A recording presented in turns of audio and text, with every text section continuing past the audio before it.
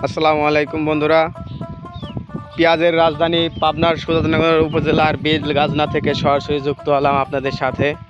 দেখেন এই যে আমরা কিন্তু ৮-১০ জন লোক আসছি পেঁয়াজ লাগাতে। গতকালকে কিন্তু 11 জন মিলে প্রায় 2 বিঘি জমি পেঁয়াজ লাগিয়েছি। আজকে আমরা 12 জন মিলে আবার 2 বিঘি জমি লাগানোর চেষ্টা করছি। অলরেডি আধা বিঘা জমি আমরা লাগিয়ে আসছি। এই যে দেখেন সবাই কিন্তু সেই গতিতে পেঁয়াজ লাগায়। খুব সুন্দর খুব সুন্দর। এই ছোট ছোট বাচ্চারা পেঁয়াজ লাগাচ্ছে, অনেক জোরে জোরে পেঁয়াজ লাগায়। এই পাইতে বসো। এই যে মাঠকে মাঠ পেঁয়াজ, শুধু পেঁয়াজ আর পেঁয়াজ। বাংলাদেশের যে চাহিদা তার 3 ভাগের 1 ভাগ কিন্তু আমাদের এই বেলগাজনা থেকে উৎপাদিত হয় পেঁয়াজ। তো সেই মৌসুমি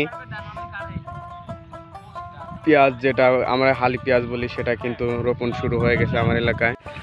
আর পেঁয়াজের বীজ বীজতলায় রোপণ করার সঠিক সময় হচ্ছে পেঁয়াজের বীজ বীজতলায় দেওয়ার 40 দিন পর থেকে পেঁয়াজের বীজ বীজতলায় দেওয়া যায়।